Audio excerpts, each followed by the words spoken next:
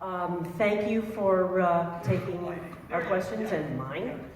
I want to talk about leverage and ask you what you in the Senate can do to use all the work we did to flip the House, and we flipped it like crazy.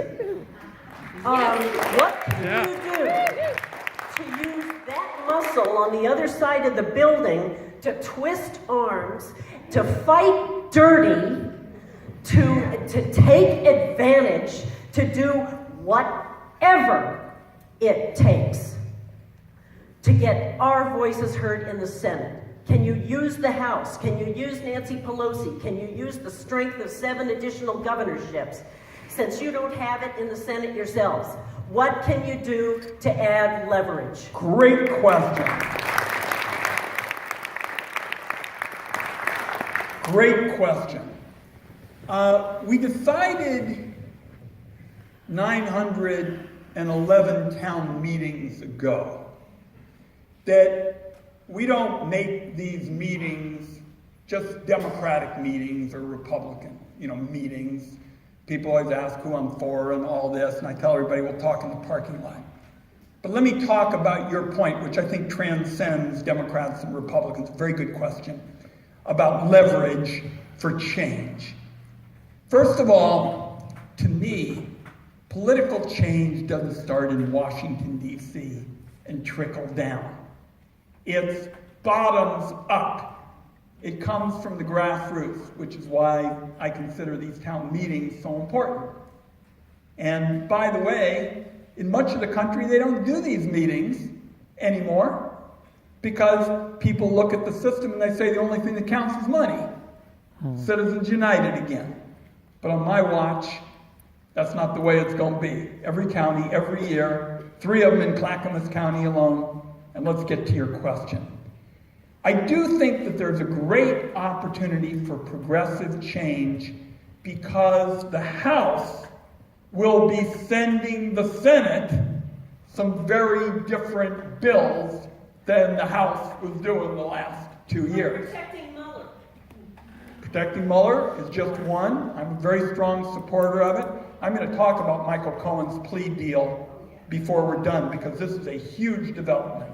I'm going to tell everybody why in a minute. But I believe the first thing the House will do is send us a package that starts getting serious about election security. Nancy Pelosi has already pretty much announced that. I think the House is going to send us a good health care package. I think the House is going to send us a bill to block the Trump people from gutting pre-existing conditions. I think they're going to send us a bill that supports some of what I outlined for holding down pharmaceutical costs. They may start the process I believe in, which is to create more choices in Medicare, starting with 55 to 65. But the point that you're making about leverage is you got to use every single opportunity. And I think the House will send, in other words, the House Ways and Means Committee, led by Congressman Rich Neal, is going to be different than the one Kevin Brady led. And Rich Neal will send to me, as a senior Democrat on the Compatriot Committee, I think very different bills. That will be good. He will send me a bill, my guess is, to roll back some of the tax breaks in this outrageous Trump tax bill, which I fought so bitterly.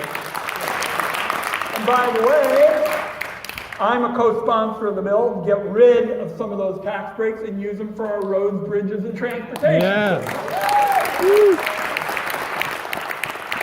Guess what? Some powerful interests don't want to do that either because they worked so hard to get those tax goodies into the tax bill. So I think that will be kind of a start in this whole effort. Now, you mentioned the governors. That is also a key kind of forum because a lot of the things we care the most about are federal state programs like Medicaid, the safety net for poor people, like education, like transportation, where there's a match between the federal government and the state government. So I hope that that group of progressive governors will also be working with me, particularly on the Finance Committee, but other ones, on federalism, federal-state relations, that's real different than what we saw with all the far-right crowd, because the far-right in the Congress plus the far-right in the states, that was a pretty ominous kind of situation, and it's particularly serious in areas like health insurance, because the Trump people want to allow the sale of junk insurance, which isn't worth the paper it's written on, but the states have a big role in insurance. So I'm leading the fight to stop that, but I need governors who are going to be supportive and not say, hey, we got a role in regulating insurance as well. So, a great question. Would you like to hear a moment or two on Michael Cohen? Yeah. Okay. Here's why what happened with Michael Cohen was such a big deal.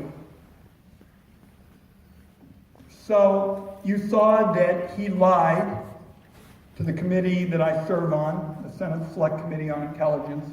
The biggest lie involved his claim to, according to Bob Mueller's plea agreement, that he had stopped talking about this Moscow hotel deal early in January of 2016. And Bob Mueller found that that was untrue, and that Michael Cohen pled guilty to talking about it until months and months later, well into the summer of 2016.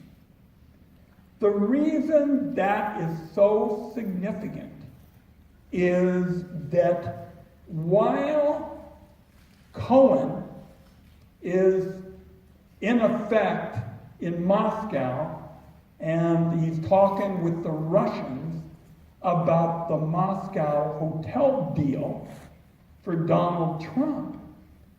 Donald Trump was in America campaigning for president, where he kept going all around the country saying, boy, Vladimir Putin's a strong guy, and he's tough. And we need to have good relations with him because that's America first. What we saw in the plea agreement with Michael Cohen is what Donald Trump was talking about was not America first. He was talking about Donald Trump's bank account first. Yeah. Okay? This is a big development, and I'm sure, again, just speculating because of what I've read in the newspaper, not getting anything classified, I'm sure there are some people in Washington who read all those Trump tweets, saying, I have no interest in Moscow, none whatsoever. What he said didn't really jive with what Michael Cohen pled to. So, this also leads us to why it is so important to protect Bob Mueller. And we are pushing very hard in the Senate. We had a break this week where Jeff Flake, the senator from Arizona, said he wasn't going to allow bills to advance until Bob Mueller. Yeah. Great question. Good. Okay, we're drawing a couple more here. Number 235, back here. And then on deck, we have number 264.